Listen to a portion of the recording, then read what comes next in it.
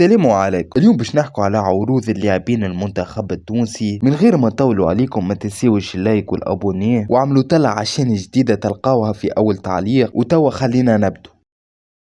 اللاعب الاول اللي معانا هو يوسف بشا، لاعب النادي الصفاقسي واللي فسخ عقده مع النادي عنده جمعة. لاعب وصلته عروض من نادي فرنسي ونادي سويسري وزاد نادي الافريقي. يوسف لاعب 4 مباريات في البطولة، صنع فيهم هدف، وسبق له انه لعب مع المنتخب التونسي تحت 20 سنة. القيمة التسويقية بتاعه 300 ألف يورو، وسبق له انه جيه عرض من نادي برشلونة ونيس الفرنسي واجاكس الهولندي، لكن النادي الصفاقسي رفض. وحاليا فما مصادر تقول انه نادي ميس الفرنسي يحب يتعاقد مع اللاعب.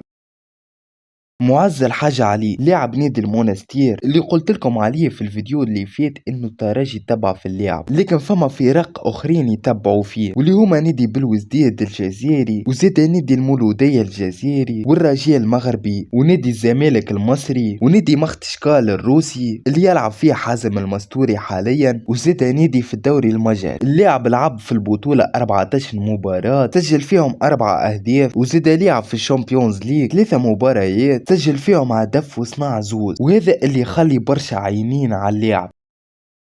بن حمودة لاعب بالوزديد الجزائري، حاليا في مفاوضة مع نادي الأهلي المصري، ويمكن برشا انه في الميركاتو الشتوي اللاعب باش ينتقل. حاليا بن حمودة لاعب 13 مباراة في الدوري الجزائري، سجل فيهم 6 أهداف. لاعب صراحة تظلم برشا من المنتخب، خاصة انه جاء هداف الدوري المصري في العام اللي فات. وهكا نكون وصلنا لآخر المقطع، ما تنساوش اللايك والابونيه، وهذوما فيديوهات نجم تعمل طلع عليهم. ويلا باي تشاو.